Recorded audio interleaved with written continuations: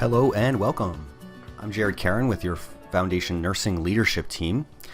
This is a real quick video about some Centricity tips that will help you in your practice.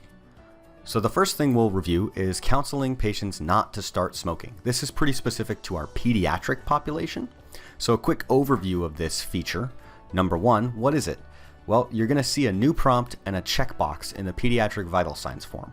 This is only going to be for patients who are age 12 and up, and it's going to happen when you're entering the tobacco status if the patient has never smoked. So we'll look at that in a second, but that's the basic overview. Why is it important? Well, we know that tobacco use carries a lot of health risks, so it's important to counsel teens and preteens who don't smoke not to start. There's a lot of research showing that anything we really do to prevent kids from starting smoking, any intervention we make to counsel them against that, does make a significant difference. So it has gained a spot in the Preventive Services Task Force recommendations. Also, the AAP recommends this and other important organizations. So it's a good standard of care.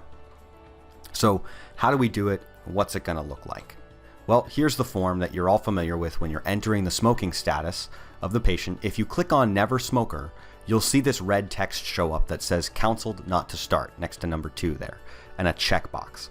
So when you click that checkbox, it's going to show you or put into the note, that the patient was counseled not to start smoking. So this is important. So are we just clicking a button though? Well, that wouldn't be the point, right? The point is to actually counsel them not to start. So here's a sample of what you might actually say during that conversation. Now, it doesn't have to be really in depth.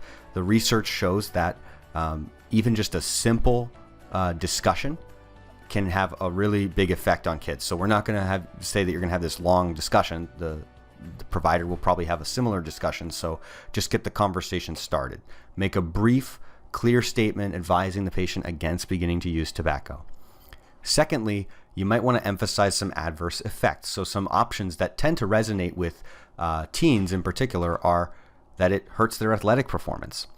It can cause bad breath, stained teeth, wrinkling of the skin, and smelling like smoke. And it costs a lot of money. So those are things that you might mention. You don't have to do every single one of them, but mention some of those. And then we can give them educational information in print, which they can read on their own time. So there's a few options on the next slide for that, but really simple. Doesn't have to take a long time, but we do want to make sure we say something so that when we're documenting that, we're not making stuff up. So here's some resources to help you with that discussion. First, at the top of the screen, you'll see this Talking to Teens About Tobacco Cessation. That's a resource from the AAP with some in-depth tips on having the conversation. It's really useful material for you to review. And then at the bottom, these 3 handouts are also really useful, especially the first one, Straight Talk for Teens. Very useful resource, nice attractive format, and it's available also in Spanish. So that's really helpful. And then the other 2 are good as supplementary resources if they become relevant to the patient. So very useful stuff. Unfortunately, you can't click on the links in this video, but we did send a PDF with the same links in it, so you can still get to those that way. So that's pretty much it on counseling patients not to smoke. Feel free to email us with questions, but that's going to be going live this week. Second quick tip is about the CCDA Reconcile feature. This is not brand new, but relatively new. It came out with the 9.12 Centricity update, and it has to do with the electronic transfer documents we get from outside providers. So what is it? It allows us to import data off those documents, those electronic transmissions from external providers.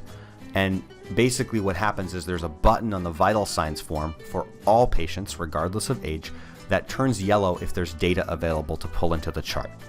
This is important, of course, because it helps us maintain continuity.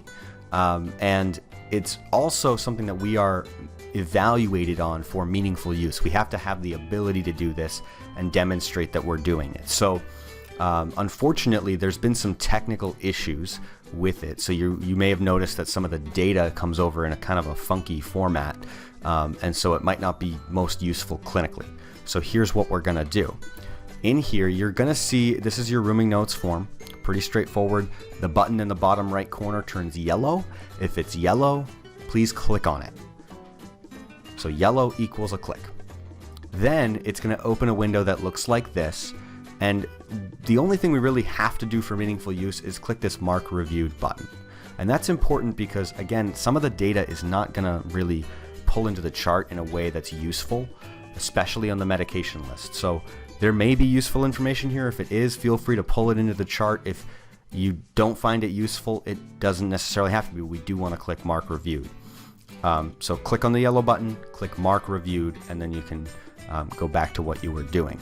But make sure that you're still doing a good medication reconciliation and getting good information about those transitions in care when a patient sees an outside provider. But that's pretty much all for our Centricity quick tip. Thanks for watching.